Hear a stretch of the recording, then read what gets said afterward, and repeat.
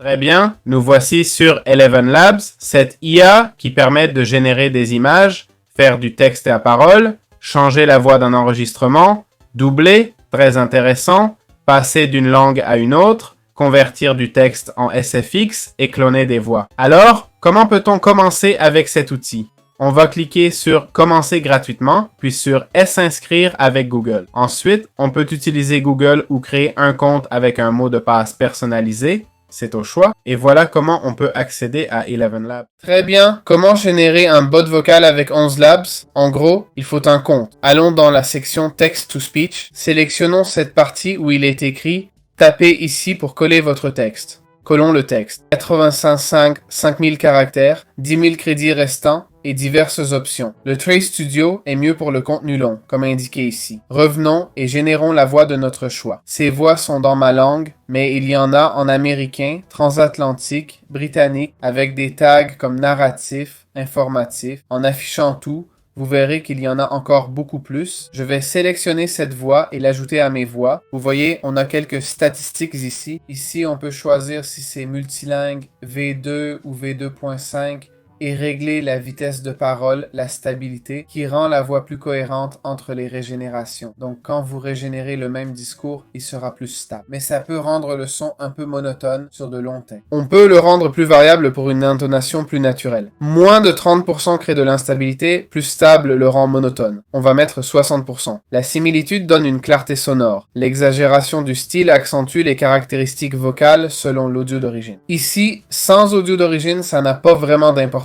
J'ai activé l'amplification pour que ça sonne plus fort. Une fois tout réglé, on va générer la parole. Et voilà, c'est généré. C'est comme ça qu'on peut générer du texte. Bien, pour générer des sons ou effets sonores avec Eleven Labs, on va dans la section effets sonores. J'ai fait une description GPT d'un ballon de foot rebondissant sur du métal. Voilà la description en anglais, ok? Je vais mettre la description dans les paramètres. Comme vous voyez, on peut choisir la durée. La meilleure serait 0,5 à 2 secondes. D'accord? Voyons voir. On peut laisser le prompt tel quel ou le rendre plus créatif. Je mets 50% et je génère l'effet sonore. Ça nous donne 3-4 options. Des sons d'effets plutôt basiques. Bon, très bien. Je vais maintenant essayer de générer un son. Ce son était simple, un sort de glace. Je vais traduire l'invite en anglais. Ça a bien marché. Donc on garde les mêmes réglages qu'avant pour créer un nouveau sort, basiquement de glace. Voyons ce que ça donne. C'était assez rapide. Je dois dire que j'aurais peut-être eu besoin de quelques secondes de plus, mais la dernière génération était vraiment bonne, je dois l'admettre, ok? La dernière génération était excellente.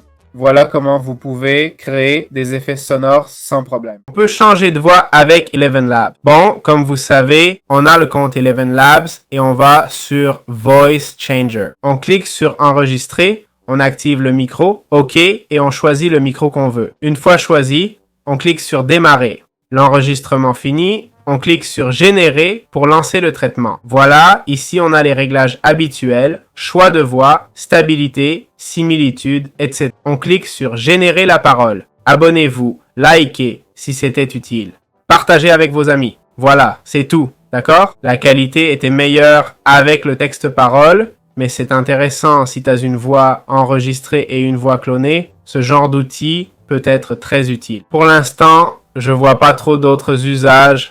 Mais à l'avenir, quelqu'un pourrait enregistrer pour toi et tu mets ta voix après, ce genre de truc, non? Voilà, c'était l'explication. Comment doubler notre voix? Chez Eleven Labs, nous avons une section appelée Doublage qui permet de doubler dans 29 langues différentes. On clique sur Créer un nouveau doublage, puis on choisit notre langue source. On a choisi de traduire de l'espagnol vers l'anglais, d'accord? On peut ensuite sélectionner la source audio. On peut télécharger un fichier ou choisir une vidéo YouTube, par exemple. C'est comme on veut. On indique le nombre de voix, ici une seule, et on choisit la partie à doubler. Comme vous voyez, ça me coûte 1648 crédits. On clique sur Créer le doublage, et voilà, c'est en cours. Le doublage est prêt. Maintenant, on l'ouvre et vous allez voir. Très bien, nous sommes dans Eleven Labs. Ça nous aide aussi à... Et voilà, il a fait le doublage. C'est vrai que j'ai un accent un peu indien. Anglophone, mais avec une prononciation indienne. Je ne comprends pas pourquoi, mais l'IA doit interpréter ma voix comme telle. Alors, super! Comment peut-on commencer? Ce n'est pas le meilleur outil, ni le moins cher, mais c'est une fonction d'Eleven Labs. Comment créer un livre audio, un article ou un podcast avec Eleven Labs? On se retrouve d'abord sur la page d'accueil. De là, on va se diriger vers la section studio. On peut commencer de zéro en écrivant, puis générer le contenu. Ce qui est cool aussi, c'est que je vais écrire un peu plus. Je lance la lecture. Ça devrait jouer sans coûter de crédit. Ah non, en fait, ça consomme des crédits. Eleven Labs est un peu gourmand, tout coûte des crédits. On peut aussi créer un livre audio en uploadant un PDF qui sera converti. C'est intéressant, mais je ne connais pas le coût exact. On peut créer un article vocal à partir d'une page web ou un podcast. Voilà les options supplémentaires d'Eleven Labs. Comment faire une isolation vocale avec Eleven Labs? C'est simple. Dans l'onglet Audio Tools, on trouve l'option Voice Isolate. Ça nous permet d'importer un fichier audio. En cliquant sur Isolate Voice, l'outil va extraire la voix principale. Que ce soit pour un livre audio, un podcast ou une chanson avec Eleven Labs, il élimine le bruit de fond. C'est très utile pour isoler la voix d'une chanson, d'une vidéo ou même d'un film. Voilà comment fonctionne cet outil pratique. Comment détecter un audio fait avec 11 Labs? L'IA la plus utilisée pour générer audio, voix et effets sonores. Bon.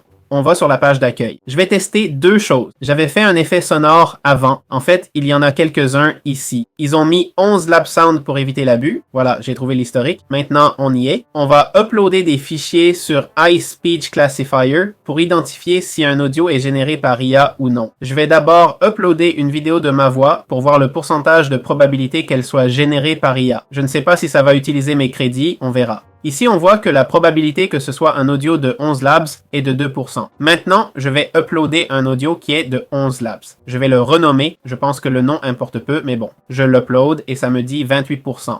En fait, je l'ai généré avec 11 Labs et même 11 Labs ne détecte pas que c'est lui qui l'a fait. Donc, ce détecteur ne fonctionne pas très bien, mais voilà. Bon, maintenant, voyons les coûts d'Eleven Labs. Allons dans la section des abonnements. On voit qu'ils offrent 10 000 crédits par mois, soit environ 10 minutes d'audio. Pour 5 $ par mois, on a 30 minutes d'audio. On peut cloner sa voix, accéder à l'éditeur de doublage et utiliser Eleven Labs. Pour 11 $, c'est 2 heures d'audio, c'est très cher. 100 $ pour seulement 10 heures d'audio. 330 $ pour 40 heures d'audio. Imaginons un créateur qui poste une vidéo de 30 minutes par semaine, soit 2 heures. Pour doubler en anglais, il faut payer au moins 11 $ par mois. Ça peut sembler peu, mais on parle d'une seule vidéo. Si vous uploadez une vidéo de 30 minutes par jour, ça fait 15 heures et vous payerez 330 $, ce qui est absurde. Pour doubler dans une seule langue, pas plusieurs, non, juste une.